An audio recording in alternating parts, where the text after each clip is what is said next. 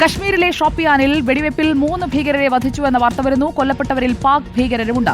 2 പേർ പിടിയിലായെന്നും സൂചനയുണ്ട്. ഇന്ന് പുലർച്ചെയാണ് ഭീകരരും സുരക്ഷാ സേനയും തമ്മിൽ ഏറ്റുമുട്ടലുണ്ടായത്. പ്രദേശത്ത് തെരച്ചിൽ തുടരുകയാണ്. ആദിൽ പാലോട് നമുക്കൊപ്പം. ആദിൽ പാലോട്, ജമ്മുകശ്മീരിലെ ഷോപ്പിയാനിലെ വനമേഖലയിലേക്ക് കടന്നെത്തിയ ഭീകരർ ലഷ്കർ ഇ തൊയ്ബയാണോ? എന്താണ് ഇവരുടെ പശ്ചാത്തലം സംബന്ധിച്ച്, നമുക്ക് ഈ വെടിവെപ്പ് സംബന്ധിച്ച് ഇപ്പോൾ ലഭിക്കുന്ന വിവരങ്ങൾ?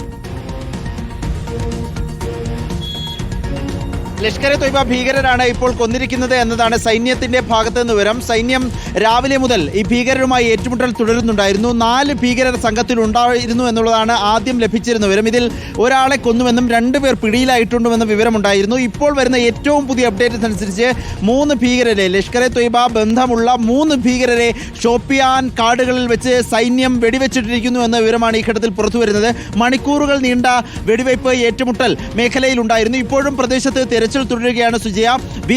ഭീകരതയ്ക്കെതിരെ, ഭീകരതയെ മണ്ണിൽ നിന്ന് നീക്കുന്നതിനെതിരെയുള്ള നടപടി സ്വീകരിക്കുമെന്ന പ്രധാനമന്ത്രിയുടെ പ്രഖ്യാപനം, പിന്നാലെ നടന്ന തെരച്ചിൽ, ഇതിൽ നേരിട്ടൊരു ഏറ്റുമുട്ടലിലേക്ക് ഭീകരരും സൈന്യം എന്ന് പറയുമ്പോൾ കരസേന, ഒപ്പം CRPFന്റെ അംഗങ്ങൾ, ഇതിനൊപ്പം ജമ്മു കശ്മീർ പോലീസ്, ഈ 3 സേനാ വിഭാഗങ്ങളും ചേർന്ന് നടത്തിയ ഓപ്പറേഷനായിരുന്നു. ഇതിൽ ഷോപ്പിയാനിൽ 3 ഭീകരർ, ലഷ്കർ ഇ തൊയ്ബ ബന്ധമുള്ള 3 ഭീകരർ കൊല്ലപ്പെട്ടിരിക്കുന്നു എന്ന വിവരമാണ് ഈ നിമിഷം പുറത്തു വരുന്നത്.